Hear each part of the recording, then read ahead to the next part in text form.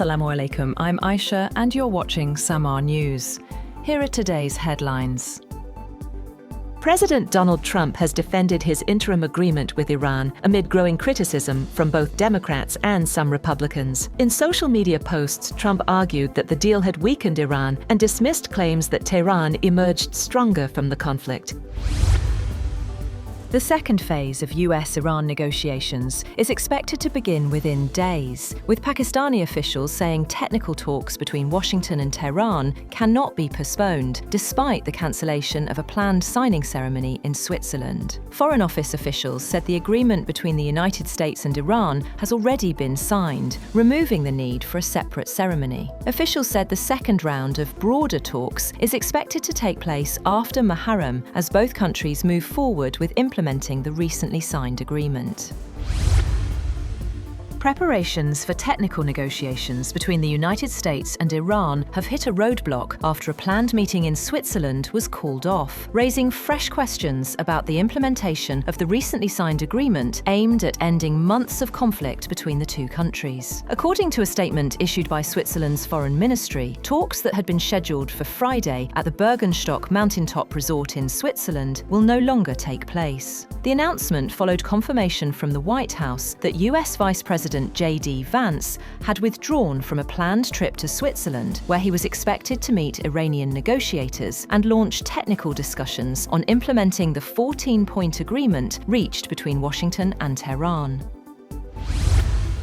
Iran's Supreme National Security Council has announced that no transit fees will be charged for vessels passing through the Strait of Hormuz for the next 60 days. In a statement, Council confirmed that commercial ships wishing to transit the Strait of Hormuz will not be required to pay any fees for 60 days. According to the Council, the costs normally associated with passage through the waterway will be fully covered by the Iranian government during this period. The statement explained that shipping activity would be gradually expanded as safety conditions improve and operational arrangements are completed.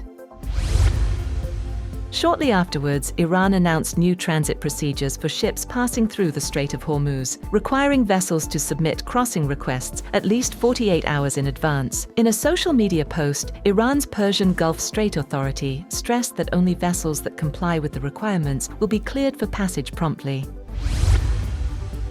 US President Donald Trump has described the Memorandum of Understanding with Iran as being close to Tehran's unconditional surrender, claiming the United States completely defeated Iran militarily while choosing a limited agreement to avoid a wider global crisis. In an interview to Axios, Trump said the war demonstrated American military superiority, but continuing the operation could have triggered a global economic shock by threatening the Strait of Hormuz and oil supplies. He warned that if the operation had continued, the Strait of Hormuz could have remained closed, threatening global oil shipments and raising the risk of a worldwide economic depression.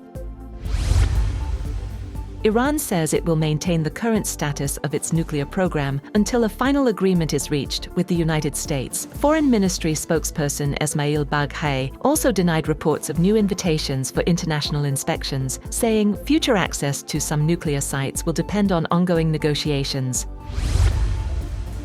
A Reuters report claims that Iran's Islamic Revolutionary Guard Corps, or IRGC, has established covert cells inside Iraq to carry out attacks on Gulf states hosting US military forces. According to Iraqi security and militia sources cited in the report, the groups allegedly launched multiple drone attacks between April and May against targets in Kuwait, Saudi Arabia, and the United Arab Emirates. The sources say the cells operate outside traditional militia command structures and report directly to the IRGC, reflecting what analysts describe as a shift in Iran's regional strategy amid mounting military and economic pressures.